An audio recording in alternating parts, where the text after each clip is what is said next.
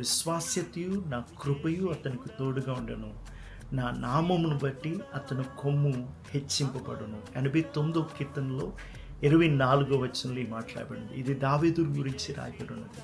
20వ వచనంలో దావీదుని దేవుడు ఎలా కనుగొన్నాడో, ఎలాగూ తన అభిషేక తైలముతో అభిషేకించి తన ఎదుట ఏ శత్రువు నిలబడుకుంటా తను ఎలాగూ నడిపించాడో చెప్తున్నాడు. ఈ యొక్క 24వ వచనంలో ఇంగ్లీష్లో ఇటు విధంగా ఉంటుంది, but my faithfulness and my mercy shall be with him. ఇక్కడ మనం గమనించినట్టయితే ఆ ముందు వచనాల్లో ఎన్నో వాగ్దానాలు చేస్తాడు.